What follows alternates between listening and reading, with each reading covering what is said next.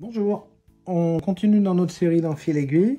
Donc on va voir aujourd'hui comment on change l'enfil aiguille sur les Juki. Alors série DX c'est sûr, série F je crois que c'est les mêmes. Donc la série HZL-F et DX et certainement NX et peut-être UX vont avoir le même enfil aiguille. En tout cas la seule chose que je peux vous dire c'est que pour nous, Juki DX7 c'est vraiment la machine chouchoute dans l'équipe. Une machine qui est vraiment extraordinaire, autant au niveau robustesse qu'au niveau qualité de couture. Mais bon, qui comme toutes les machines a de temps en temps des petits soucis d'enfil aiguille, soit parce que le fil s'est coincé, parce que la machine a été un peu maltraitée. Donc vous pouvez être amené à changer l'enfil aiguille sur cette machine et vous allez voir sur la Juki c'est super simple. L'enfil aiguille c'est cette partie là qui tourne et plus particulièrement la partie qui est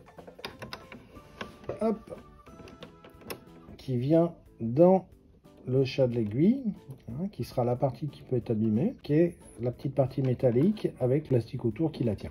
Donc pour l'enlever, en fait c'est super simple. Vous allez au niveau de l'axe forcer un petit peu sur la partie plastique pour la tirer vers le bas. Voilà. Et vous voyez la pièce que vous avez ici, qui est l'enfil aiguille de la Juki DX7, devant et dessus. Donc dessus, vous remarquez qu'il y a deux petites fentes qui vont nous servir à fixer cette partie. Et ces deux petites fentes se terminent à un endroit par un élargissement un petit peu plus prononcé qui va être l'endroit pour fixer une petite tige qui est dans l'axe. Donc pour remettre ça, en fait c'est super simple. Vous remettez votre enfil aiguille dans cette position.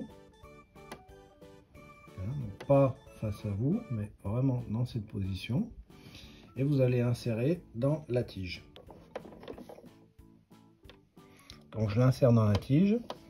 Je fais attention que la partie arrière, qui est cette partie-là, rentre dans cet axe en plastique qui dépasse. C'est ce qui va permettre de faire la rotation de l'enfil aiguille. Donc la partie qui est ici dans l'axe en métal et la partie qui est ici dans l'axe en plastique. Je l'insère et je vais pousser jusqu'à ce que ça clipse. Voilà. Une fois que ça a clipsé, je vais descendre pour voir si mon enfil aiguille tourne normalement. Si ça force quand vous descendez, c'est qu'il n'est pas assez enfoncé. Il ne nous reste plus qu'à vérifier le fonctionnement de l'enfil aiguille. Hop. Je passe devant.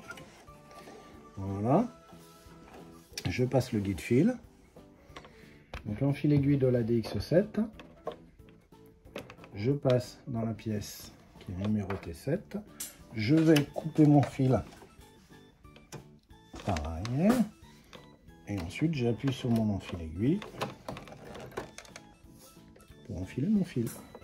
Je récupère mon fil derrière l'aiguille, je lève mon pied et je suis prêt à coudre. À bientôt.